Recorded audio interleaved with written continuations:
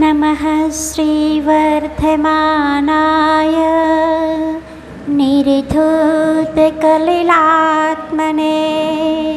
सालोकानां त्रिलोकानां यद्विद्यादर्पणायते। कायस्वर कर लें।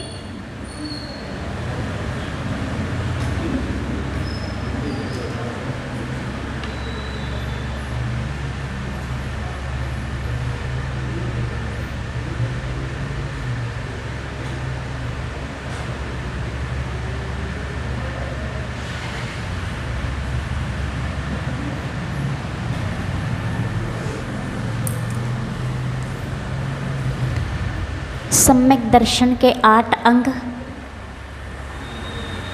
और उस सम्यक दर्शन के 8 अंगों में सबसे पहला अंग है निशंकित अंग। यदि किसी को याद है 8 अंग तो सुना सकते हैं। याद है किसी को? हाँ बोलो, आप पहले बोलो बोलो।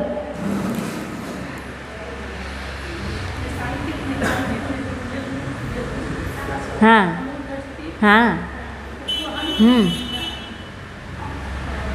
स्थितिकरण, हाँ और एक, हाँ बात से बहुत बढ़िया।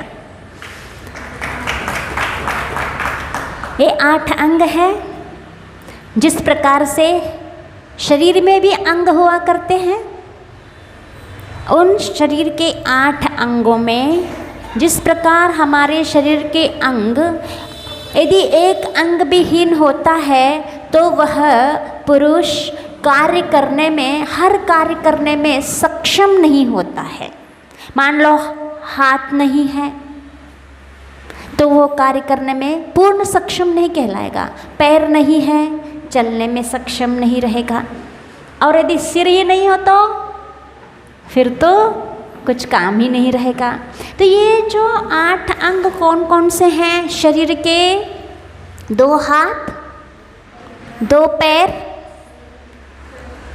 पीठ, सीना, हृदय, सिर और नितंब, बैठने का स्थान। ये 8 अंग है। 8 अंग हो गए। तो इन 8 अंगों को, जिस प्रकार शरीर के 8 अंग होते हैं और ये 8 अंग की पूर्णता होना बहुत जरूरी है शरीर के लिए जीवन में। तो यदि हीन, एक आध भी हीन होते हैं तो वो पूर्णतः जीवन की सुचारू रूप से वहाँ जीवन चल नहीं पाएगा। ऐसे ही जिसके पास सम्यक दर्शन होता है और यदि 8 अंग में से एक भी यदि हीन होता है, वह सम्यक दर्शन विशुद्ध सम्यक दर्शन नहीं कहलाता है और वह सम्यक दर्शन तीर्थंकर प्रकृति का बंध का कारण नहीं होगा। तीर्थंकर प्रकृति का बंध कौन करता है? सम्यक दृष्टि। ये तो ठीक। और क्या आता है इसमें विशेषण? हाँ, 16 कारण भावना भावने से तीर्थंकर प्रति का बंध होता है। आचार्य कहते हैं ये 16 कारण में से कोई ना कोई भावना हो। जरूरी नहीं है कि 16 ही भावना उसके जीवन में हो। कोई विनय संपन्नता हो, अरहत भक्ति हो, प्रवचन भक्ति हो, वात्सल्य हो। हाँ, दर्शन विशुद्धि होना जरूरी है। 16 कारण भावना में प्रथम भावना कौन सी है?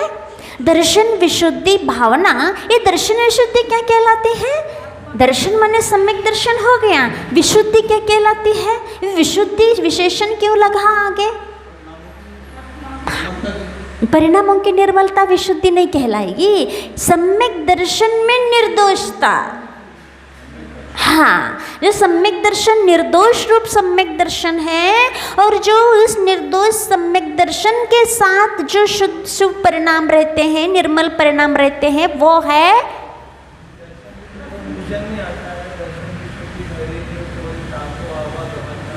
हाँ दर्शन शुद्ध लहे। आवागमन नहीं होगा, माने संसार में नहीं भटकेगा। जो सम्यक दर्शन जिसने प्राप्त कर लिया उसका आवागमन रुक जाएगा, माने गमन बस होगा, आगमन नहीं होगा, मोक्ष हो जाएगा उसको। सम्यक दर्शन मुख्यता है।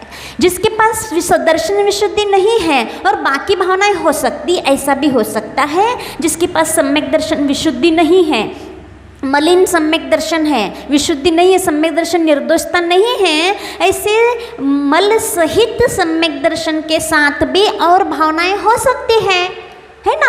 दोष सहित जिसके पास सम्यक दर्शन है वो सम्यक दृष्टि भी वैयावृत्ति कर सकता है, वो सम्यक दृष्टि भी वात्सल्य रख सकता है, वो सम्यक दृष्टि भगवान की भक्ति अर्हत भक्ति कर सकता है, साधु समाधि कर सकता है, प्रवचन भक्ति रख सकता है, विनय संपन्नता रख सकता है। ये सब भावना होने के बाद भी उसके पास सम्यक दर्शन कैसा है? निर्मल नहीं है। उस सम्यक दर्शन के साथ मल उत्पन्न हो रहे हैं, दोष उत्पन्न हो रहे हैं।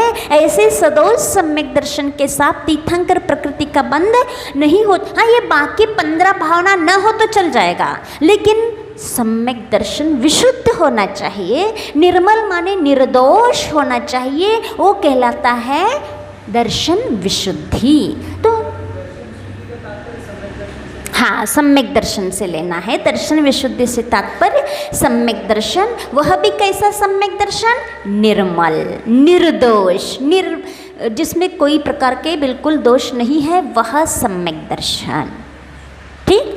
और ये नहीं जरूरी नहीं है, दर्शन विशुद्धि होना जरूरी है, बाकी हो ना हो जरूरी नहीं, एक आध भी हो तो चल जाता है।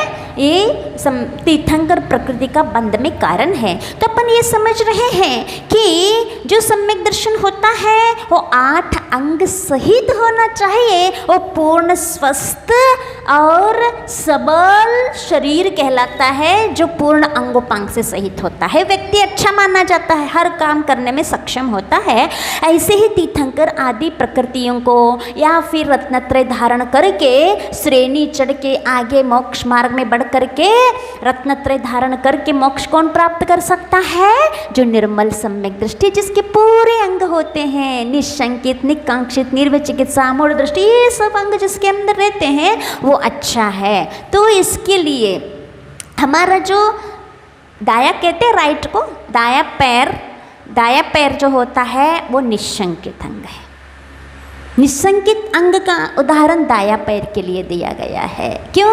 क्योंकि आप लोग कभी कहीं शुभ स्थान पे या फिर कभी नई वधू आती है घर पे, या कहीं आप प्रवेश करना रहता है, जब कहीं प्रवेश करते हो तो क्या कहते हैं? कौन सा पैर आगे बढ़ाना? हाँ, राइट वाला, सीधा दाया है ना। हाँ, दाया कहते हैं। हाँ, वो स्वर विज्ञान ठीक है, उस समय उस स्वर विज्ञान के हिसाब से नहीं बताया है, ये अंग के हिसाब से बताया गया है।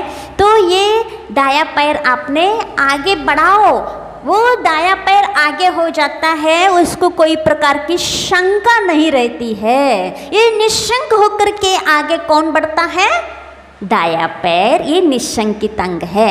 और फिर जैसे ही दाया पैर आगे बढ़ जाता है तो वो जो बाया पैर रहता है उसको कोई कांक्षा नहीं है। अब दाया पैर बढ़ गया, अब हमें भी आगे बढ़ना है, हमें किसी भी प्रकार की कांक्षा हमें नहीं है, क्योंकि बड़े ने आगे बढ़ दिया। अब कोई अपेक्षा, कांक्षा जो भी है, कामना, वो उसको नहीं रहती, वो बिना कांक्षा के आगे अपने आप बढ़ती कि नहीं बढ़ती, दूसरा पैर बढ़ जाता है। ऐसे ये बायां पैर, दाया है ना ये, हाँ, बायां पैर निकांक्षित अंग है। ठीक, आया समझ में? निर्विचिकित्सा लेफ्ट हैंड, बाया हाथ क्या काम करता है? जो भी शुचिता का काम करना है ना, गंदगी दूर करना है, साफ करना है, किस हाथ से करते हो? हाँ, ये निर्विचिकित्सा, ये हाथ को ग्लानि नहीं आती है, इसके पास निर्विचिकित्सा है। ऐसे ही सम्यक दृष्टि के पास साधर्मी की वैयावृत्ति करने के लिए मुनियों के इस मलिन देह को देख करके उसके मन में घृणा नहीं आती है। जिस प्रकार बाया हाथ रहता है, बिल्कुल चिकित्सा ग्लानि न करते हुए वह मतलब मलमूत्रों को साफ करता है, ऐसे ही सम्यक दृष्टि के पास निर्विचिकित्सा रहती है, वो ग्लानि नहीं करता है। और अमूढ़ दृष्टि है ना, तो वो कौन सा हाथ है? बाया दाया हाथ है। वह किसी भी प्रकार के मूढ़ता नहीं रखता है। कहीं भी कुछ शुभ काम करना हो तो ये हाथ आगे हो जाता है, मूढ़ता नहीं, मूर्खता नहीं है इसके पास, इसलिए ये क्या है? अमूढ़ दृष्टि। स्थितिकरण क्या है? पीठ, पीठ के बल पे ही स्थिति बनती है। आप बैठे कैसे हैं? पीठ के बल पे, है ना, तो पीठ के बल से ही स्थिरता बनती है। स्थिरता, यदि पीठ में कुछ प्रॉब्लम हो आप बैठ नहीं पाओगे, स्थिरता नहीं बन पाएगी। तो स्थितिकरण माने स्थिरता, ये क्या है? पीठ है। ये हमारे सम्यक दर्शन की पीठ क्या है? सम्यक दर्शन स्थिरता रखाना, ये पीठ है, स्थितिकरण अंग। और वात्सल्य, वात्सल्य कहाँ रहता है? हृदय में। ये हृदय क्या है? हृदय अंग वात्सल्य का प्रतीक है।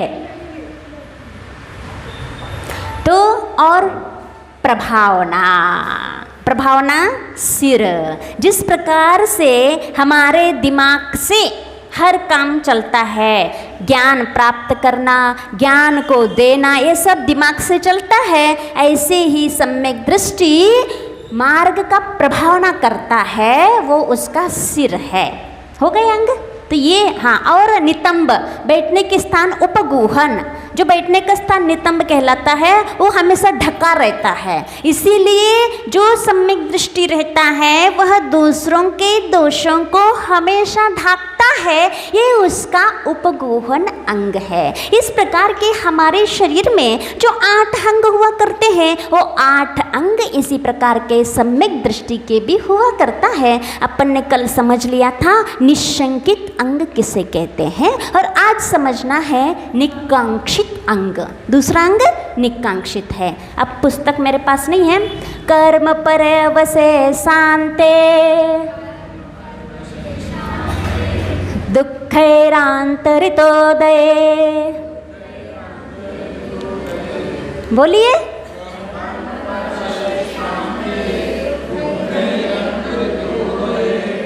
आ गया पढ़ते? कर्म परवशे, बोलिए जोर से, शांते दुःखैरन्तरितोदये, दुःखैरन्तरितोदये। कर्म परवशे शांते दुःखैरन्तरितोदये।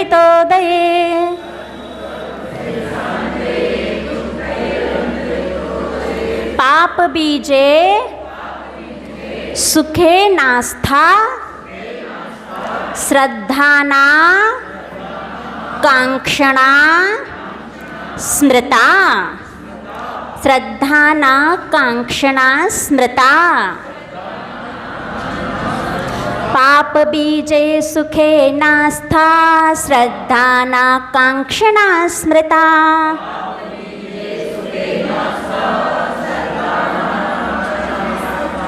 बोलिए।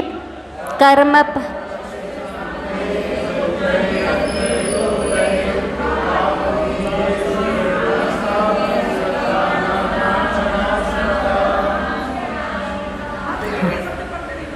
हाँ बोलो, खड़े होके पढ़ो। श्रद्धाना कांक्षणा, श्रद्धाना कांक्षणा स्मृता। आ गया? बन गया? बोलो पूरा पढ़ के। रुको रुको, एक एक से।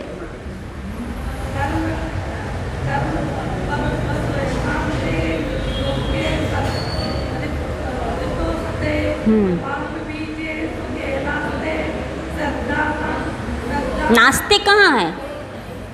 चश्मा नहीं लाई? नाश्ता, नाश्ता करके नहीं आई?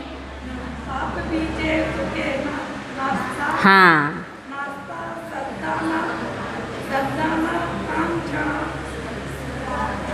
स्मृता, स्मृता। चश्मा नहीं, चश्मा लगाई क्या? हाँ नहीं बनता। अध्यक्ष से पूछ अब कैसे, आप पढ़ के बताओ।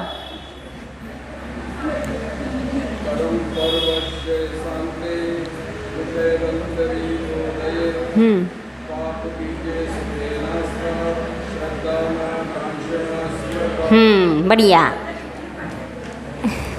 और किसी को कठिन लग रहा हो, हाँ कठिन नहीं लग रहा, ठीक है ना। और किसी को सुधरना हो तो बोल सकते। बन रहा है ना सबसे? हाँ आप बोलो, वो बच्ची बोल रही है। हाँ नहीं, उसमें आकांक्षा निकलेगा। संधि विच्छेद करोगे ना, संधि विच्छेद करके श्रद्धाना आकांक्षा निकलेगा, है ना।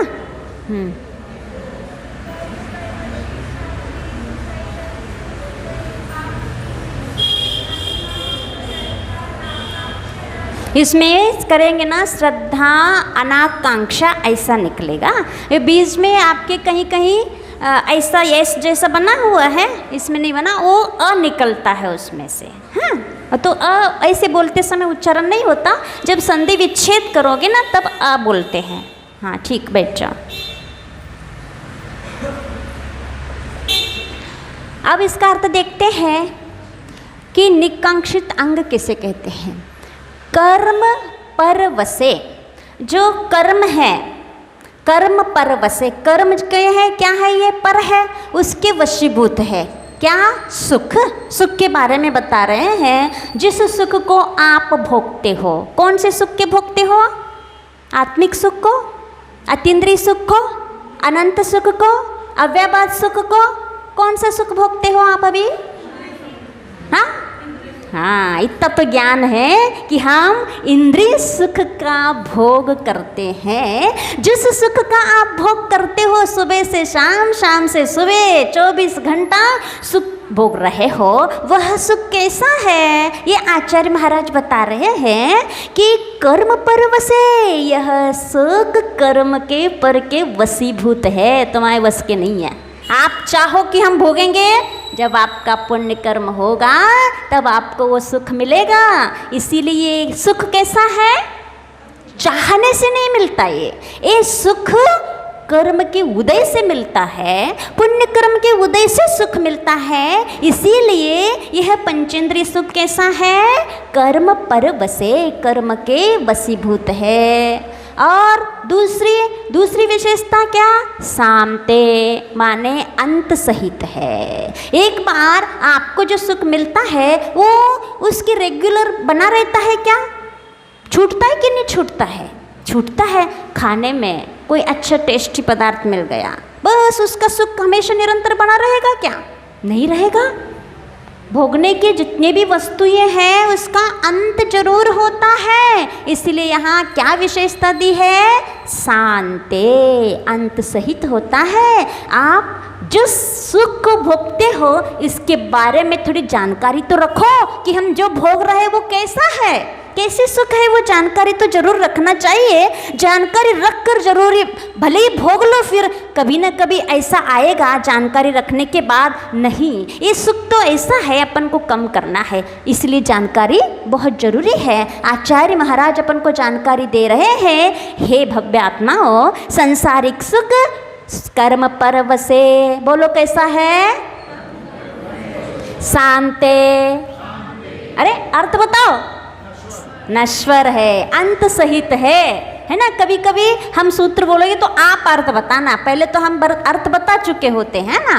अब दुख अंतरितोदय, दुख से अंतरित माने मिश्रित है, दुख से अंतरित माने दुख से मिला हुआ है। यह सुख प्योर सुख नहीं है, इसमें दुख मिक्स है, मिला हुआ है। 3 विशेषता हो गई आपके सुखों के। कर्म के वशीभूत है, अंत से सहित है माने नश्वर है, और तीसरा दुख से मिला हुआ है। और क्या है चौथा? पाप बीजे, इस सुख के भोगने से पाप का वपन होता है, पाप की कमाई होती है, पाप का बंध होता है, पाप का बीज है। क्या? पंचेंद्रिय विषय सुख पाप का बीज, पाप बीजे सुखे अनास्था। ऐसे सुख में, सुखे माने सुख में अनास्था, आस्था नहीं है, विश्वास नहीं है, रुचि नहीं है, इंटरेस्ट नहीं है, ये अनास्था कहलाता है। ऐसे अनास्था रखने वाला कौन होता है? सम्यक दृष्टि। हाँ, ऐसे सुख के अंदर उस सुख का स्वरूप को जान करके उसके प्रति रुचि नहीं रखना ही क्या है? निकांक्षित अंग है। ये है निकांक्षित अंग। और श्रद्धा ना आकांक्षणा स्मृता, ऐसे श्रद्धान अनाकांक्षणा माने निकांक्षित, श्रद्धान है ना, उसमें संधि विच्छेद करके श्रद्धाना श्रद्धा अनाकांक्षणा, श्रद्धा हो गया, श्रद्धा के बाद अ आएगा है ना। अनाकांक्षणा माने निकांक्षित, निकांक्षित का दूसरा नाम क्या दिया है यहाँ? अनाकांक्षा। ठीक, अनाकांक्षा कहो चाहे निकांक्षित कहो, बात एक ही है। तो ये अनाकांक्षा अंग है। आ गया अनाकांक्षा अंग किसे कहते हैं? इसलिए जो सम्यक दृष्टि रहता है वह घर में रहकर भी, छड़ाला पढ़े होंगे आप लोग, जो सम्यक दृष्टि रहता है वो कैसे रहता है घर में? छड़ाला पढ़े हो तो बताओ। द्वादश वर्षीय कोर्स कर रहे हो? कौन सा कोर्स? अब द्वितीय है कितनी तृतीय है? हाँ बताओ, जिसने छड़ाला पढ़ा है बताओ सम्यक दृष्टि घर में कैसा रहता है? यही परीक्षा ले लें आप लोगों की, आप हर जगह। हाँ बोलो, कोई नहीं बताएगा तो 2-3 पंडित तो बैठे हैं अपने बताने के लिए। और कोई नहीं है ना? उनसे पूछ ले। हाँ बोलो। हाँ, जैसे जलते भिन्न कमलते, और दूसरा एक ही है उदाहरण, कादे में हेम अमल है, और तीसरा नगर नारी को प्यार यथा का, है ना। ये 3 बताया है छड़ाला में। तो ये सम्यक दृष्टि की परिणति होती है। घर में रहकर भी वो रचा पचा नहीं रहता है। जैसे सोना, कीचड़ में पड़ने के बाद सोना कभी जंग खाता है क्या?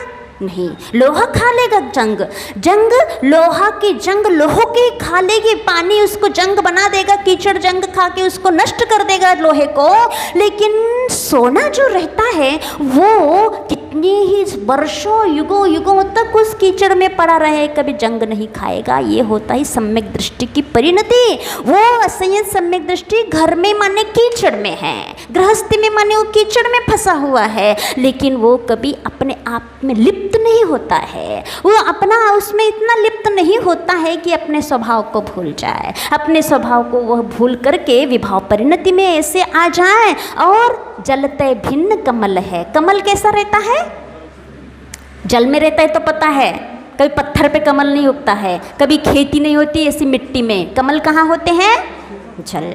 और जल में रहते हुए क्या जल में डूबा रहता है क्या? वो नहीं रहता है। और वो ऐसा रहता है, उसकी नाल तो जल में रहती है लेकिन उसका फूल जो रहता है वो कमल से ऊपर ही। दूसरी बात, उस कमल के ऊपर यदि बूंदे पड़ भी जाएं जल के, लेकिन वो बूंदों को वो पत्र आत्मसात नहीं करता। वो मोती जैसा उसमें चमकते हैं बूंदे। समझ गए?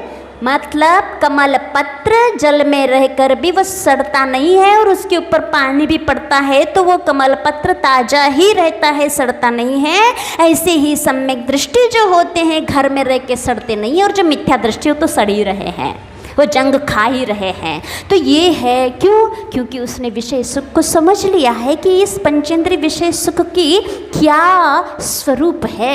ये हमारे चाहने से मिलते नहीं, पहली बात तो, इसलिए इसकी आकांक्षा तो करना ही नहीं है। यदि पुण्य का उदय है तो मिल जाएगा, और नहीं है तो नहीं मिलेगा।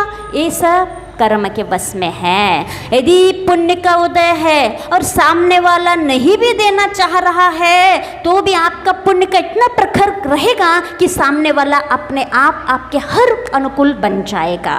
यदि पाप का उदय है और सामने वाला आपको बहुत सहायता करना चाह रहा है, आपको कर नहीं पाएगा, क्योंकि पल्ले में पाप है। अकृत पुण्य की कहानी पढ़ी है आपने, धन्य कुमार की? तो अकृत पुण्य कैसा? हाँ चुपचाप अंदर कर दो उन लोगों को, अंदर कर दो बच्चों को।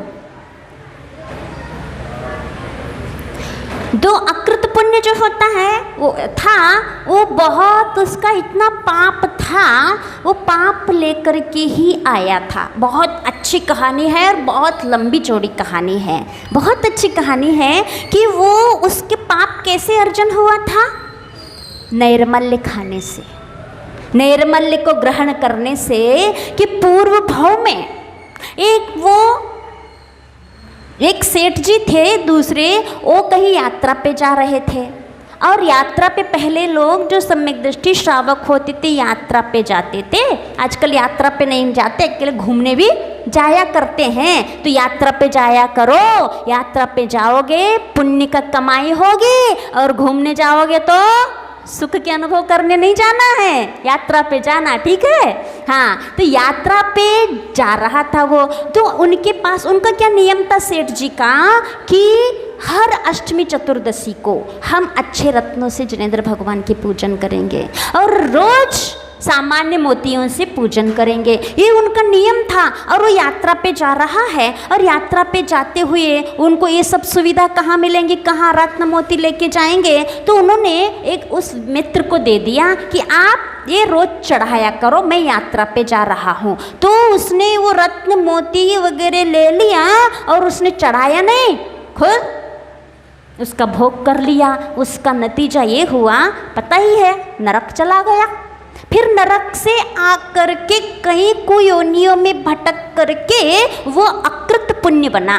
वो जैसे ही उसका जन्म हुआ, उसके पिता का अवसान हो गया। उसके पिता बहुत बड़े सेठ थे, लेकिन उनका अवसान हो गया। और जैसे ही इसका जन्म हुआ, धीरे धीरे उनकी संपत्ति सब क्षीण होती गई। अब खाने को भी दाना नहीं बचा उनके घर में। माँ दूसरों के यहाँ काम करके अपना भोजन करती थी, दूसरों के यहाँ जो भी काम करना रहता है उस काम करके, ठीक। और इस प्रकार से बहुत लंबी चौड़ी कहानी है। तो वो जो सेठ के यहाँ जो सेठ बना था, इस अकृत पुण्य के पिताजी की कृपा से, माने उनके यहाँ काम करता था, वो दूसरा सेठ बन गया, उसके यहाँ ये काम करने लगी माँ। तो उस सेठ को दया आई कि ये मैं इनके कारण मैं सेठ बना हूँ, मैं इनके पहले काम करता था और आज ये हमारे यहाँ काम कर रही है, इसको हम क्या दें, कुछ रत्न कुछ धन दे दें। तो जैसे वो देने को होता है, मेरा बस शॉर्ट में बता रही हूँ, जैसे वो रत्न उसके हाथ में देता है, अकृत पुण्य के हाथ में आके अंगारे बन जाते हैं। बताओ, वो क्या दे रहा है, रत्न दे रहा है, और उसके हाथ में आके अंगारे कैसे बन गए? देने वाला देना चाह रहा है, उसको सुखी बनाना चाह रहा है, धनवान बनाना चाह रहा है, लेकिन नहीं बन रहा, उसके पाप जो है बनाने नहीं देगा। ऐसे ही चक्रवर्ती का होता है, जब तक चक्रवर्ती घर में रहता है, उसके पूरा परिवार बहुत ऐशोआराम में, और चक्रवर्ती की दीक्षा हो गई, उसके परिवार में इस प्रकार का पुण्य फिर नहीं रहता, क्योंकि चक्रवर्ती का पुण्य था, चक्रवर्ती के साथ चला गया। कहते हैं जो रत्न निधियाँ वगैरह थी, बड़े बड़े निधियाँ भंडार भरे होते हैं चक्रवर्ती के, उसके दीक्षा के बाद यदि उनके पुत्र वहाँ लेने जाते तो वही रत्न वहाँ कोयले बन जाते हैं, क्योंकि पुण्य जिसका था उसके साथ चला गया। तो ये जो सुख है, कहने का मतलब है, ये पुण्य के उदय से मिलते हैं, किसी के चाहने से नहीं मिलते हैं। इसीलिए ऐसे पुण्य के, ऐसे भोग के, ऐसे विषयों के प्रति हमें बिल्कुल भी आस्था नहीं होना चाहिए। आया है, आज चमक है, दमक है, भोग मिल रहे हैं, कुछ पल के लिए, कुछ दिन के लिए, इसका कोई भरोसा नहीं है कब हमारा पासा पलट जाए और आज हम जो ऊपर बैठे हुए हैं, हम रोडपति बन सकते हैं। ऐसे कई उदाहरण आज वर्तमान में भी सुनने में आते हैं, जो रोडपति हो करोड़पति बन जाते। करोड़पति, ये घाटा, लॉस, फायदे, ये सब होता रहता है। क्यों? पाप और पुण्य। इसीलिए सम्यक दृष्टि जो होता है उसके प्रति आकांक्षा नहीं रखता है, एक कर्म पर बसे। अब शांति और विशेषता जो है उसको अपन बाद में देखेंगे कि आज ही पूरी करें, बाद में देखते हैं। अब थोड़ा सा श्री वर्धमान स्तोत्र, इसका अभी पूरा नहीं, कल कर लेंगे। अब वर्धमान स्तोत्र है, खोलिए।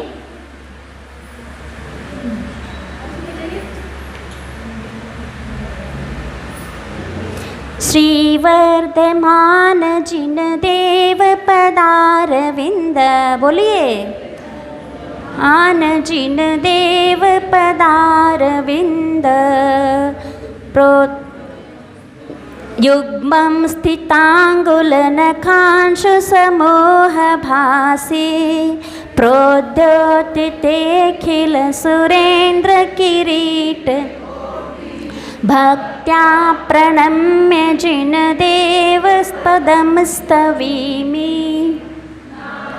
बस पाठ नहीं करना, पाठ करना है क्या? कौन सा चल रहा था? अतिशय। रहने दो, कोई बात नहीं, ऐसे पढ़ा दे रहे। अतिशय कितने, केवल ज्ञान के कितने अतिशय होते हैं? बोलिए। हाँ, वही चल रहे हैं ना, केवल ज्ञान के 10 अतिशय। उसमें से किसी को याद है कुछ कुछ अतिशय?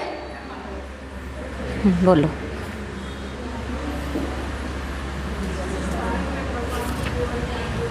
हाँ,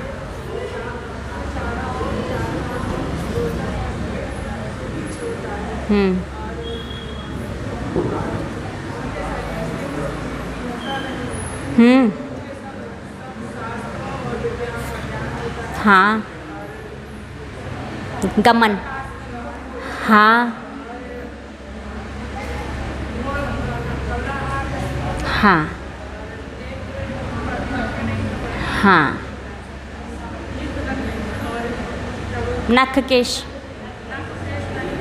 हाँ, और छाया, और मुख,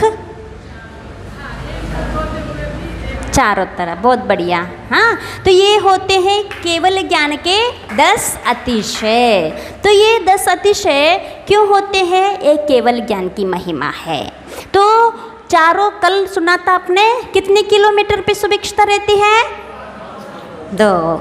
बहुत बढ़िया, इतना तो याद है। तो 1200 किलोमीटर तक सुभिक्षता रहती है। तो ये किसका प्रभाव है? उनकी अंतरंग की वीतरागता का प्रभाव है कि इतने किलोमीटर तक किसी भी प्रकार के प्राणियों को इस प्रकार के दुर्भिक्ष नहीं पड़ेगा, अकाल नहीं पड़ेगा। धन धान्य पुष्प फल आदि समयोचित जैसे फलना चाहिए ऐसे फल फूल आ जाएंगे। ये उनकी वीतरागता का औरा का प्रभाव है। इसी के बारे में हमें बताना है कि हमारा औरा कैसा है।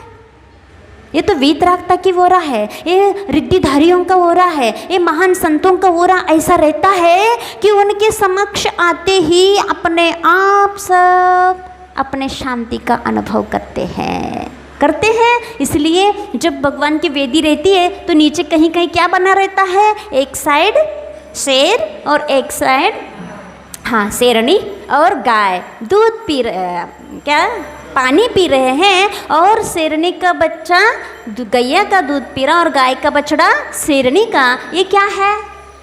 इसका किसका प्रतीक है? ये उनके पास आकर के जो जन्मजात वैरी भी हैं वो अपना वैर भूल जाते हैं, अपनी दुश्मनी भूल जाते हैं। ये उनका वीतरागता का प्रभाव है। हम दूसरों के प्रति करुणा, अच्छे भाव, उनके जीवन में सुख समृद्धि हो, इस प्रकार के भावना रख करके भी हम अपने ऊर्जा को, अपने ओरा को सकारात्मक बना सकते हैं।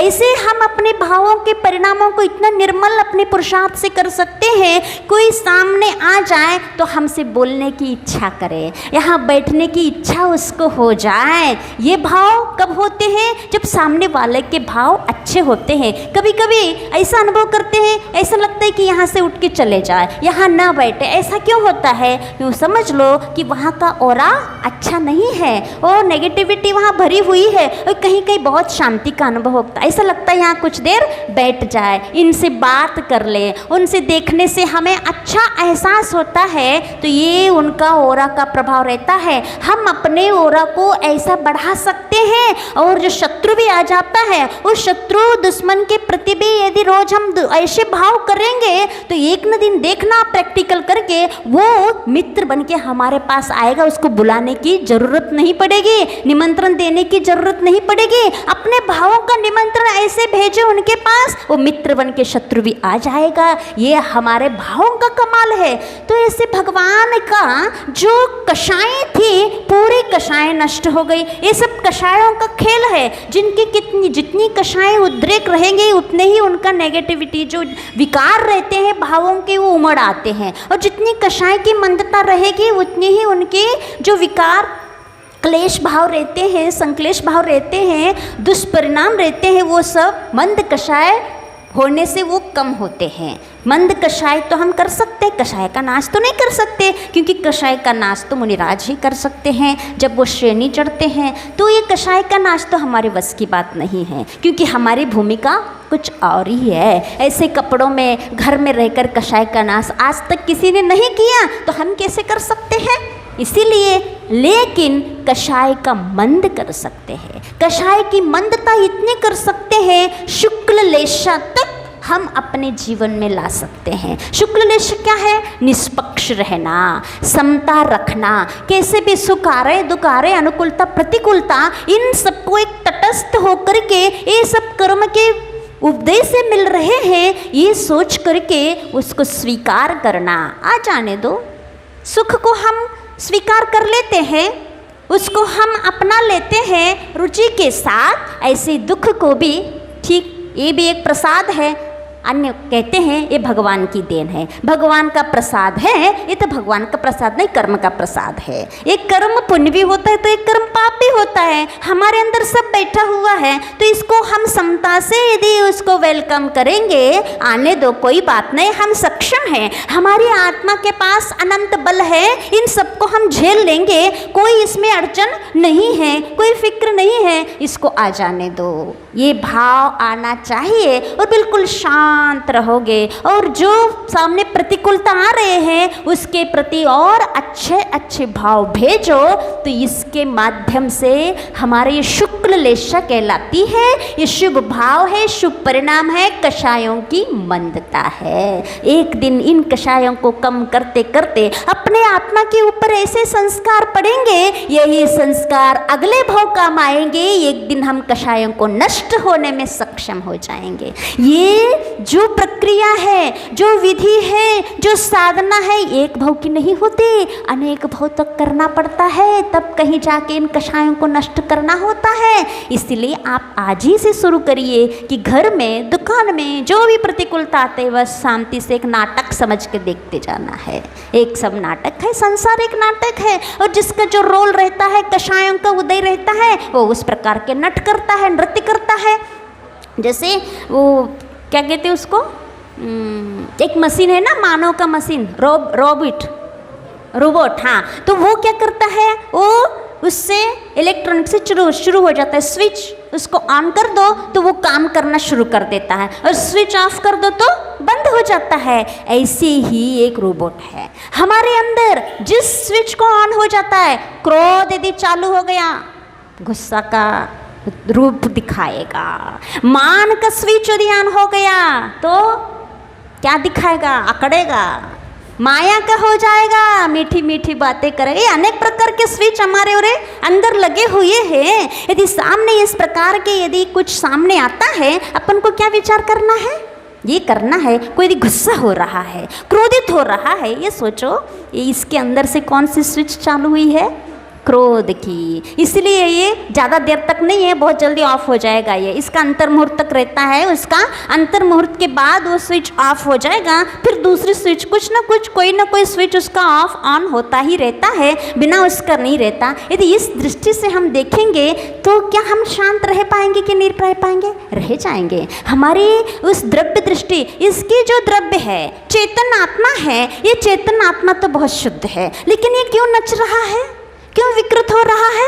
उसके अंदर के जो कषायों के बटन है वो दब रहे हैं, बंद हो रहे हैं, उसके अनुसार वो काम कर रहा है। लेकिन ये चाहे पुरुषार्थ करके ये बहुत जल्दी मोक्ष भी जा सकता है। आज इतना निकृष्ट काम कर रहा है, कल वही भगवान बन सकता है। ये दृष्टि यदि रहेंगी और ये नच रहा है कर्मों के उदय से, नचने दो, अंतर्मुहूर्त का काम है, बाद में सब खत्म होना है, तब तक हमें शांति से इसको देख लो। एक नाटक है, रोबोट है, कुछ नहीं है। ऐसे देख सकते कि नहीं दे सकते?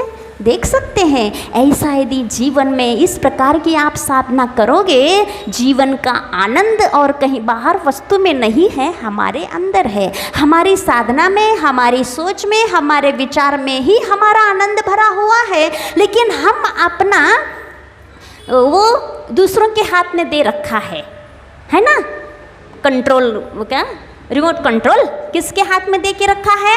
दूसरों के हाथ में। वो आएगा मुझे सुख देगा, ये आया इसने हमें दुखी किया, इसने सुखी किया, इसके आने से मुझे, अरे भैया उनके आने जाने से नहीं, आपके सोचने से, आपके देखने से सुख दुख हो रहा है। यदि इस प्रकार से देखोगे जो समता भाव से, द्रव्य दृष्टि से, तो आपके जीवन में कभी भी दुख आएगा नहीं। और जो भी वातावरण रहता है आसपास का इतना निर्मल बना रहेगा कि आपके पास आने वाला व्यक्ति भी कुछ शांति का अनुभव करे।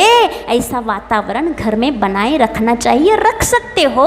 और ऐसे अभ्यास से एक दिन वीतरागमय परिणति हमारी भी हो सकती है, जो 1200 किलोमीटर तक दुर्भिक्ष हमारे सुभिक्षता हमारे माध्यम से भी हो सकती है। ये सुभिक्षता है। और जीववध भी नहीं होता, ये भी इसी का परिणाम है, करुणा का परिणाम है। उनके अंदर इतनी करुणा रहती है कि आसपास योजनों तक किसी भी प्रकार का जीव की हिंसा नहीं होती है। और भोजन केवली भगवान आहार करते हैं क्या?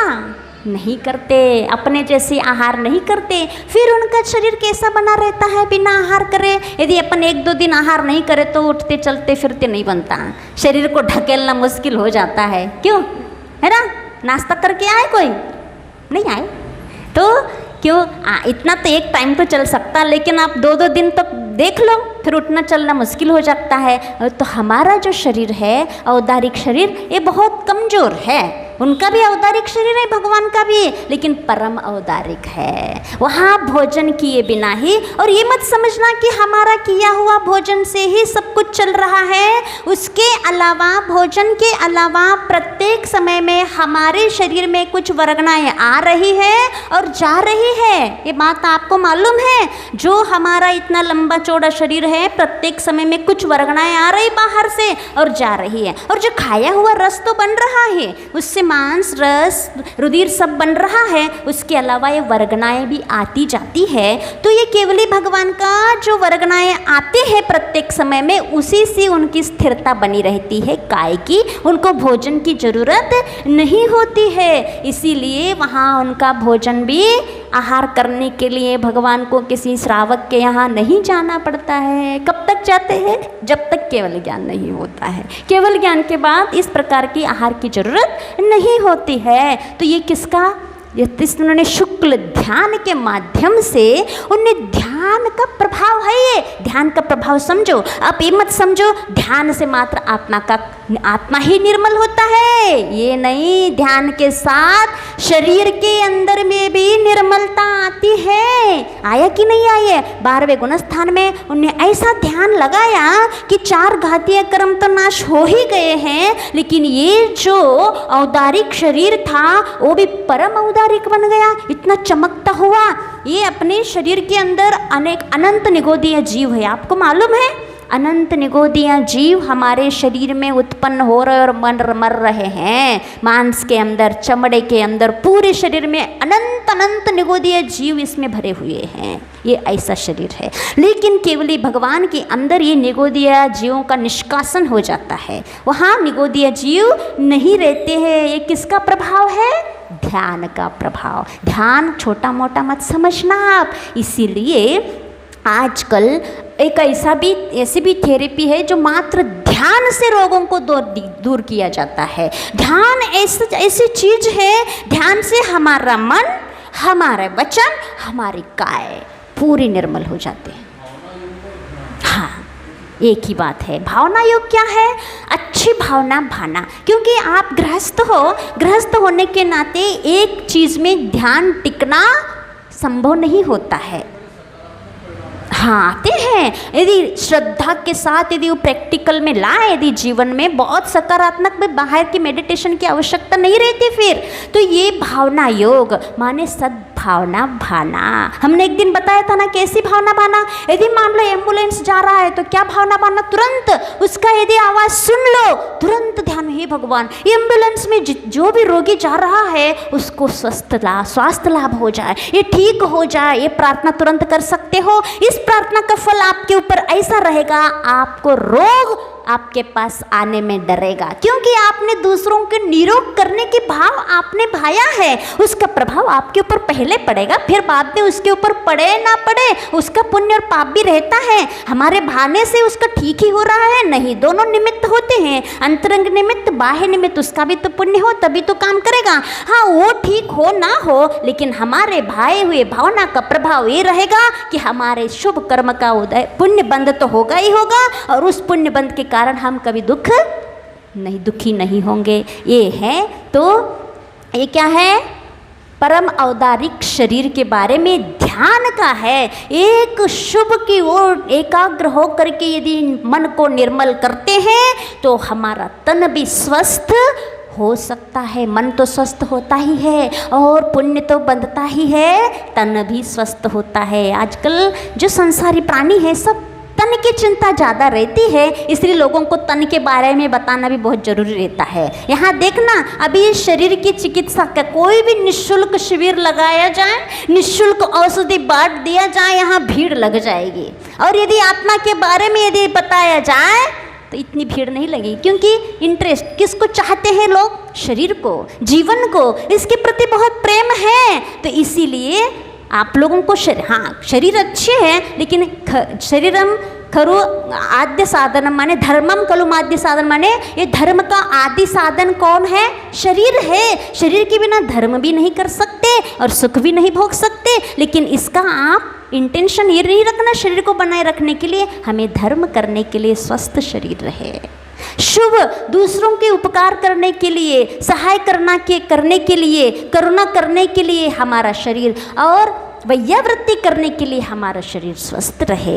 इस उद्देश्य यदि आप दवाई खाते हो, भोजन करते हो, करना तो वही है। यदि उद्देश्य सही रहेगा तो आपका शरीर भी स्वस्थ रहेगा, उसके माध्यम से धर्म भी हो जाएगा और सुख तो भोग ही रहे हो। तो ये उद्देश्य सही रखना चाहिए, इसलिए उनका परम औदारिक भगवान का ध्यान के माध्यम से बना है। तो रोज आप भावना योग है, शुभ भावनाओं को भाते हुए ये प्रतिक्रमण के माध्यम से भी कर सकते हैं, आलोचना के माध्यम से कर सकते हैं, भक्ति के माध्यम से कर सकते हैं, जाप के माध्यम से, ये सब शुभ भावनाओं में आएगा। ये शुभ भावना का प्रभाव भी हमारे शरीर के ऊपर पड़ता है। तो ऐसे ही आज आपको शरीर बहुत प्रिय है, कोई नहीं चाहता कि शरीर को कष्ट हो जाए, तो यही स्वस्थता को लाभ देने के लिए यहाँ दीदी आई हुई है पूर्ण आयु से। और पूर्ण आयु से आपको स्वर्ण प्राशन और रजत प्राशन, दो प्राशन हैं जो आज जो अच्छे नक्षत्र में पुष्य नक्षत्र में ही दिया जाता है, और पुष्य नक्षत्र में दिया हुआ वह प्राशन बहुत लाभकारी होता है। और प्राथमिकता तो बच्चों की रहती है, लेकिन जरूरी बच्चे ही ले, बड़े भी ले सकते। लेकिन आचार्य भगवान ने कहा ये बात, दीदी ने बताया कि आचार्य श्री ने कहा है इस मेडिटेशन को, इस प्राशन को बड़े भी ले सकते हैं। हाँ ये आचार्य भगवान की वाणी में बता रही हूँ, इसलिए आप ये धारणा मत बनाना कि अकेले बच्चों को पिलाना है। और ये हर महीने में पुष्य नक्षत्र आता है, और आप ऐसा भी कर सकते हो कि हर महीने में पीने के लिए और बच्चों को पिलाने के लिए मिल सकता है ना ड्रॉप। हाँ आपको थोक भाव में भी आपको ये मिल सकते हैं, आप लेके रख सकते हैं, और हर महीने में आप भी पी सकते हैं जब पुष्य नक्षत्र आएगा। लेकिन पुष्य नक्षत्र देखना पड़ेगा कैलेंडर में कब कब आता है, ये ध्यान रख करके आप पी सकते हो। और इससे क्या होती है, इम्यूनिटी पावर बढ़ता है, जो प्रतिरोधक शक्ति है वो बढ़ती है, और जरा जरा से आपको रोग हावी हो जाता है, कमजोरी आ जाती है, सर्दी होने लगती है, जुकाम होने लगता करता है, बीमारियां घेर लेती है, इसकी लड़ने की जो ताकत हो ये प्राशन में है। ये प्राशन कोई कम नहीं है, उसमें ऐसी चीजें डली हुई है बहुत महंगी महंगी। स्वर्ण, इसका नाम ही से आप जान सकते, स्वर्ण प्राशन माने इसमें सोना था। सोना तो है ही, सोना तो सबको प्रिय है, पहनते हो गहना, अब पीना भी सीखो, पीना है स्वर्ण को।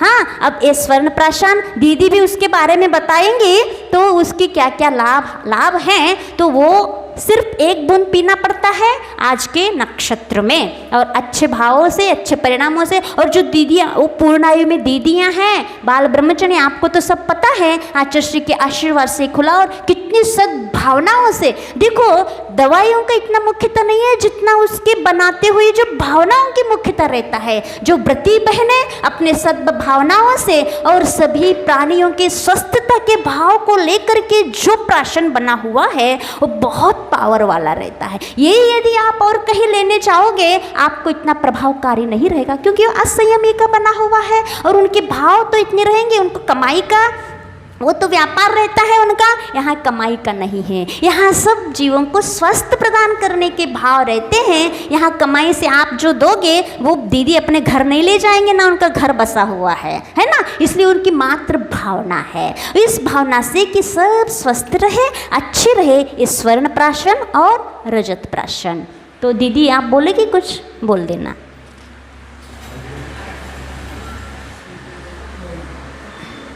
कौन?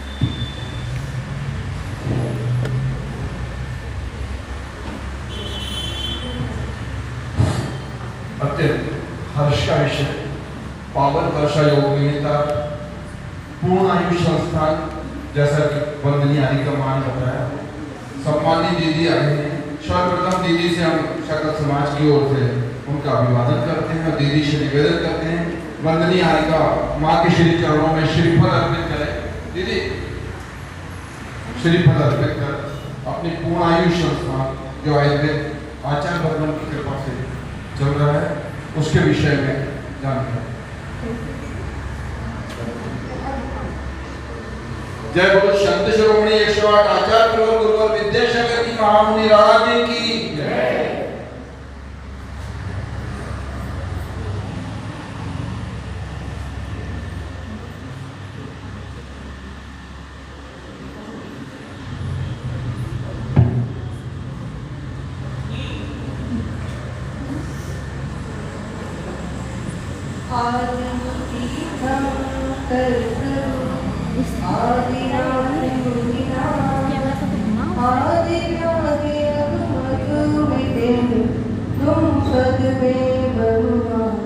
बोली 1008 श्री आदिनाथ भगवान की, 1008 श्री महावीर भगवान की, संत श्रोमणी अचल गुरुवर श्री विद्यासागर जी महामुनि राज की, आदिकम गुरुवती माता जी की, आदिकम आदर्शवती माता जी की, आदिकम सरस्वती माता जी, क्षमवती माता जी की। आज स्वर्ण प्राशन का दिन। स्वर्ण प्राशन बच्चों के लिए बुद्धि और बलवान बनाता है, ये संस्कार दिए जाते हैं। आज पुष्य नक्षत्र आपका है, आज ही क्यों बुलाया जाता है और आज के दिन कैसी क्या विशेषता है ना। तो जब बच्चा जन्म लेता है तो 16 संस्कार किए जाते हैं। ये अपना पुराना चला आया है सनातन धर्म में, और अपने अभी कराते हैं ये आपको, आपने सर आदिनाथ पुराण पढ़ा होगा, तो उसमें पूरे संस्कार दिए हुए हैं कि बच्चा जन्म लेता है तो संस्कार कैसा क्या करना है। तो ये संस्कार की बात है। स्वर्ण प्राशन में जो अभी आपको पहले 3 साल लगातार कोरोना हुआ है ना, कोरोना की बीमारी, तो कोरोना वायरस और बैक्टीरिया तो उससे होता है, ठीक है, बीमारी जो हुई थी। तो अपने यहाँ जो पहले ऋषि मुनि आए, पहले तो जो लिखा गया है शास्त्र, आयुर्वेद शास्त्र, ये कोई डिग्रीधारी डॉक्टर ने तो लिखा नहीं है आज तक। अपने यहाँ तो पहले जो मुनियों ने लिखा है, आचार्यों ने लिखा है, वही ऊपर को मिला है। तो उन्होंने वो अपने अनुभव से बताया, और भगवान की जो गणपत भगवान है जिसपे हमने झेलते भगवान की थरथर की, उन्होंने बताया। अपने यहाँ जो 14 पूर्व है ना, उसमें प्राणायाम नाम का अंग आया था, क्या पूर्व आया है, तो उसमें आयुर्वेद का भी आया है। तो उसी से अपना ये आयुर्वेद चल रहा है। तो अपने गुरुजी का ये सोचना है आचार्य जी का कि जो पैथी लुप्त हो गई, जो परंपरा, क्योंकि आजकल सभी लोग एलोपैथी पर डिपेंड हो गए हैं, क्योंकि आपको सिर दर्द है तो आप चाहते फास्ट रिलीफ होना चाहिए। हमने गोली खाई मुंह जीभ में रखी नहीं कि आपको आराम लग जाए, तो आप उस पैथी को आप इम्पोर्टेंस देते, महत्व देते कि ये हमको फायदा कर रही है। और आयुर्वेद में क्या होता है, दवाइयाँ होती, चूर्ण होता है, काढ़ा होता है, लेप गुलगुल आदि दवाइयाँ होती हैं, तो वो आपको थोड़ा एक आराम देती, लेकिन देती परमानेंट है, क्योंकि आयुर्वेद में किसी भी दवाई की कोई साइड इफेक्ट नहीं है, लेकिन एलोपैथी में साइड इफेक्ट्स होते हैं। जैसे आप क्योंकि आपको एंटीबायोटिक दिया जाता है, हर कोई भी बीमारी की बुखार भी है तो आपको एजिथ्रोमाइसिन टैबलेट दी जाएगी, क्योंकि वो आपको जब तक एंटीबायोटिक आपके अंदर बॉडी की खत्म नहीं होगी बैक्टीरिया, आपको कोई भी दवाई असर नहीं करेगी, तो फिर उसके साइड इफेक्ट होंगे, आपको गैस बनेगी, एसिडिटी होती है, ये साइड इफेक्ट आते हैं। लेकिन हम आपको आयुर्वेद में महासुदर्शन दे देंगे या आपको बोलेंगे त्रिशूल टैबलेट ले लो, तो उससे कोई साइड इफेक्ट नहीं रहेगी कि आपको बाकी प्रॉब्लम हो जाए। ठीक है, तो ये स्वर्णप्राशन में मैं है स्वर्ण यानी सोना। अपने यहाँ पहले कहा गया, आजकल तो सब लोग इतना मतलब समृद्धि नहीं है सबके पास इतना कि अपन सोने के बर्तन में खाना खाए। पहले क्या आपने देखा होगा, राजा महाराजा लोग जो होते थे, सोने के उनके क्या बोलते हैं पात्र होते थे, तो उसमें भोजन करते थे, तो उसमें अलग से सोने लेने की आवश्यकता नहीं है, क्योंकि उसके अंदर सोना है। तो सोना आप किसी भी रूप में लीजिए, बॉडी के अंदर जाता है तो वो रोग प्रतिरोधक क्षमता बढ़ाता है। और जो पुष्य नक्षत्र, अगर आज के दिन आप स्वर्णप्राशन कराते हैं और जो आप रोज करते हैं, उसकी अपेक्षा आपको 100 गुना फलित देगा, मतलब ज़्यादा आपको रिजल्ट मिलेगा, ज़्यादा आपको लाभ करेगा। और ये सभी बीमारियों में ले सकते हैं। बच्चों को, स्पेशल जो बच्चे होते हैं ना, कई बच्चे आपके जन्म के समय रोते नहीं है, तो उनका बुद्धि का विकास नहीं हो पाता। बच्चे है ना अपंग जैसे रहते हैं, सेरिब्रल पाल्सी होती बच्चों को, बोल नहीं पाते, ऐसी क्रॉस जैसा ना कैंची के जैसे बच्चे कोई एक्टिविटी करते ही नहीं है, तो उनका भी बुद्धि का विकास होगा। और कुछ बच्चे जो बहुत भूल जाते हैं, पढ़ाते हैं, आप इतना समझाते हैं, पढ़ते नहीं है, भूख नहीं लगती बच्चों को, माँ बाप परेशान होते, मेरा बच्चा खाता नहीं है, इसको भूख नहीं लगती, उल्टी होती, बार बार बीमार पड़ता है, मौसम थोड़ा सा आपका गड़बड़ नहीं हुआ कि बच्चा को सर्दी जुकाम हो गया, तो आपको डॉक्टर के लिए ले जाना पड़ता है। इन सारी बीमारियों से बचने के लिए, जैसे आप एलोपैथी में वैक्सीनेशन कराते हैं कि आपको बच्चा जन्म नहीं लिया, आपको वैक्सीनेशन करवाना है, 3 महीने बाद, साल भर बाद, 15 साल की उम्र में यहाँ तक वैक्सीनेशन चलता है, करवाते हैं ना, जिससे बच्चा को बीमार ना हो आपका, है ना। मेनिंजाइटिस का इंजेक्शन लगाते हैं, टाइफाइड का लगता है, आप बच्चे कराते हैं, हेपेटाइटिस का लगाते हैं। तो इन सब जो आप वैक्सीनेशन कराते हैं, आयुर्वेद में सिर्फ एक वैक्सीनेशन होता है और उसका नाम है स्वर्णप्राशन बिंदु। अगर आप एक बार अपने बच्चे को पिलाते हैं, एक बार तो मतलब कहना है एक जन्म से पिलाते बच्चे को 14 माह तक, तो आपका बच्चा इतना बुद्धिमान होगा कि आप जो पढ़ाएंगे वो उसको याद रहेगा। लेकिन उसका भी है कि आप डेली पिलाइए बच्चे को। और अगर स्वर्णप्राशन ब्रह्म मुहूर्त में कराया जाता है तो उसके और ज़्यादा रिजल्ट होते हैं। लेकिन अब ब्रह्म मुहूर्त में तो आपको सुबह 4 बजे लेके आओ तो आप बच्चे को नहीं लाएंगे, इसलिए सुबह 7 बजे का टाइम रहता है, आप लाइए, खाली पेट रहता है। कई बार क्या होता है उसमें औषधि डले हुए, शंख पुष्टि ब्राह्मी, ये आप लोग सब इससे परिचित हैं। जैसे बच्चों को आप ब्राह्मी का टॉनिक पिलाते हैं, शंख पुष्टि का टॉनिक पिलाते हैं स्मरण शक्ति बढ़ाने के लिए, ये आप लेते हैं। और अभी कोरोना के दौरान तो अपनी इतनी गिलोय पिए, गिलोय का काढ़ा पिया, सबने पिया है ना, गिलोय से भी आप लोग सब परिचित है। बच्चे स्वर्ण शुद्ध गाय का घी है। सबसे बड़ी विशेषता इस स्वर्णप्राशन में है कि इसमें हनी का यूज नहीं है। जो मार्केट में आप लेंगे स्वर्णप्राशन, उसमें हनी डलता है, कंपलसरी है हनी का डलना। लेकिन हनी आयुर्वेद में हनी का उपयोग करती है, लेकिन अपने यहाँ पे अपन हनी को अभक्ष मानते हैं ना, अभक्ष तो अपन लेते नहीं है। तो पूर्ण आयु में जो अपन रसशाला जहाँ पे दवाइयों का निर्माण होता है पूर्ण आयु में, तहाँ पर अपन हनी का एक भी दवाइयों में यूज नहीं करते। जैसे आपके सामने एक च्यवनप्राश रखा है, मार्केट में जो आता है उसमें भी हनी डलती ही है, लेकिन अपने यहाँ पे अपन च्यवनप्राश में हनी नहीं डालते, कोई प्रिजर्वेटिव का यूज नहीं करते। हाँ, उसकी जगह अपन जो शक्कर डलती है उसमें खांड शक्कर उसकी परसेंटेज बढ़ाते हैं, ठीक है। तो ये रहता, तो अपन बिना मतलब विदाउट हनी के आपको स्वर्णप्राशन करेंगे। फिर सभी ले सकते, मैन तो ये कि जन्म से लेकर 16 साल तक के बच्चों को संस्कार किए जाते हैं, ठीक है। लेकिन गुरुजी का ये कहना है कि गुरुजी को भी हम लोग जब बनाते हैं कोई चीज़ तो गुरुजी पास जरूर ले जाते हैं कि गुरुजी ये बनाया है तो इसका तो उनको भी चलाया था। तो उनको कहना है कि अपन बड़ों को भी दे सकते हैं, कोई इससे हानि नहीं। ये तो आप खाते हैं, जड़ी बूटी की सारी आप देते हैं, इससे कोई नुकसान नहीं होगा। सबसे बड़ी बात है कि जो अभी एक पूर्वांचल में इंसेफेलाइटिस बीमारी, शायद आप लोग इससे परिचित हो तो वो बीमारी बच्चों को हो गई थी। उससे कम से कम बच्चों के बहुत ज़्यादा 100 बच्चे खत्म हो गए थे, और भी ज़्यादा बच्चों की संख्या, तो डाटा कम आता है, होता है एक्चुअल ज़्यादा होता है, अपने सामने फ्रंट में कम आता है। तो बच्चों की डेथ हो गई थी। तो आयुष डिपार्टमेंट जो बहुत बड़ा दिल्ली में है, भोपाल में भी है, जो आयुष डिपार्टमेंट से सारी पैसियाँ कनेक्टेड रहती है। तो वो लोग उनके पास भी आए थे, तो फिर कलेक्टर को भी चिंता तो होती है कि अगर समाज में बच्चे बीमार पड़ रहे, मर रहे, बच्चों की मौत हो रही है, जनहानि हो रही है, तो फिर उन्होंने इसके इलाज के लिए स्वर्णप्राशन कराया बच्चों को। जब बच्चों को स्वर्णप्राशन कराया गया तो उसका जो लेवल था वो भी कम हो गया, मतलब मृत्यु दर बच्चे, और उसके बाद बच्चे कंटिन्यू लगकर पिलाया उन लोगों को, तो बच्चे एकदम स्वस्थ हो। तो ये स्वर्णप्राशन का है, बच्चों का इम्यूनिटी पावर बढ़ेगा, आपके बच्चे जो भूख नहीं लगती है, खाना नहीं खाते हैं, तो वो खाना अच्छे से खाएंगे, बार बार बीमार नहीं पड़ेंगे, उल्टी दस्त नहीं होगा। बच्चों की हाइट की प्रॉब्लम होती है कि हाइट भी बढ़ती है, और आजकल तो ये नई बीमारी होती है थायराइड वाली, थायराइड बीमारी कभी परिचित है ना? हाँ, थायराइड की बीमारी ये बच्चों को रहेगा। और एक अभी आपको बता दे रहे हैं, आपका 5 मिनट का टाइम लेंगे, लेकिन आपको बहुत महत्वपूर्ण जानकारी दे रहे हैं।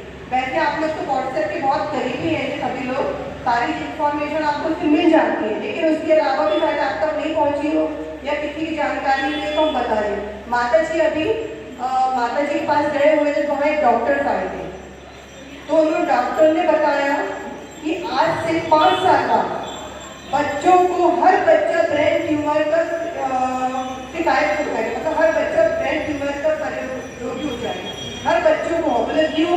क्योंकि हर बच्चे मोबाइल से इतने देखते हैं, कंटिन्यू देखते हैं, तो लगातार देखने से आँख में जो रेटिना तो पहचानते हैं रेटिना होती है, तो उसके पीछे एक गांठ बनती है, वो गांठ बनना शुरू हो गई, लेकिन अभी दिखने भी नहीं आ रही। क्या होता है, कभी भी रोग एकदम से आपके सामने नहीं आता है, वो धीरे धीरे आपके शरीर के अंदर पनपता है, और जब बहुत ज़्यादा मात्रा में हो जाता है तो प्रकृति उसका निदान करती है। आप कुछ नहीं करते हैं, आप तो उसको सहते रहते हो, बढ़ावा देते रहते हैं, लेकिन प्रकृति उसका करती है कि जैसे आपको उल्टी के द्वारा निकालेगी, बुखार आपको करेगी, ठीक है, दस्त लग रहेंगे, तो क्यों कर रही है आपको सर्दी खांसी, कि आप बीमार हो रहे हैं, तो आपको अलर्ट करते हैं ये सब कि आप स्वस्थ रहिए, आप अपने आप को आप जागरूक हो जाइए अपने स्वास्थ्य के प्रति।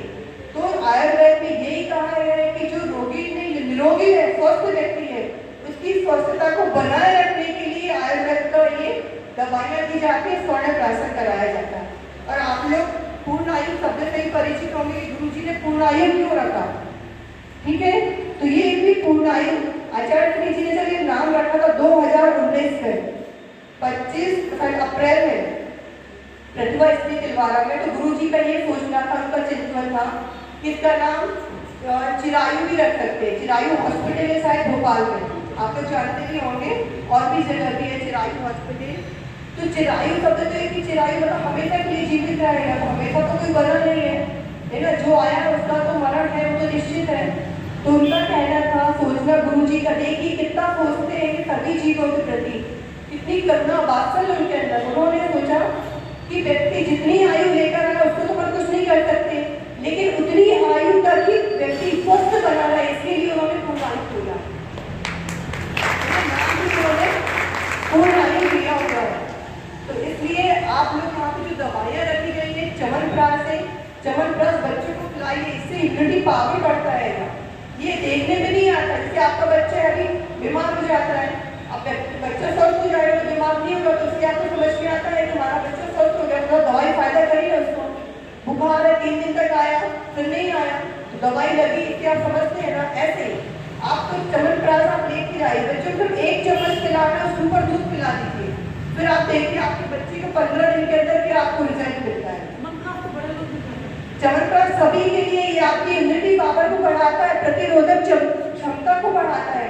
सबसे बड़ी बात है, आज व्यक्ति के अंदर प्रतिरोधक क्षमता कम हो गई है, क्योंकि कोरोना जो बीच में 3 साल हुआ था, उसमें आपके शरीर की क्षमता को कम कर दिया। वैक्सीन लगे आपने, 2 वैक्सीन, कोरोना की लहर आ गई है, तीसरी लहर आपके बच्चों को और आप लोगों को प्रभावित ना करे, इसके लिए इस सौंदर्यप्राशन का वैक्सीन है। ठीक है, टीकाकरण, हिंदी में बोलते हैं टीकाकरण, मुझे बोलते हैं कि हर चीज आजकल हिंदी का यूज करो, क्योंकि अब आपको हिंदी लाना है, इसलिए तो ये आयुर्वेद का टीकाकरण है। तो जितने लोग ले पाएंगे, जितने ज्यादा आप इससे लाभान्वित होंगे। ये जो पुष्य नक्षत्र है, ये हर महीने मतलब हर 27 दिन में पड़ता है। आज पुष्य नक्षत्र है ना, आज से आप 27 दिन काउंट करेंगे तो आपको डेट मिल जाएगी पुष्य नक्षत्र की, और चाहे तो आपके कैलेंडर में दिया रहता है, हर कैलेंडर में दिया हुआ है। तो ये पुष्य नक्षत्र में आप हर पुष्य नक्षत्र बच्चों को सौंदर्यप्राशन न कराइए। बच्चे ठीक रहता है तो थोड़ा दवाई करा दीजिए, लेकिन कोई बात नहीं। दवाइयाँ तो गुरुजी ने कोटेशन दिया, भाई को शायद आप दवाइयाँ लेंगे तो हमने नीचे लिखा हुआ है कि दवा तो दवा है, कटु हो या मधुर। कई दवाई आपको मीठी लगती है, सिरप होता है मार्केट का तो मीठा होता है, कई दवाई बहुत कड़की होती है, खाने से लगता है कि उल्टी हो रही है ना, शायद आपकी इसमें अर्थ ही नहीं है तो करंट जैसा कुछ हो रहा है, कोई बात नहीं, ठीक है।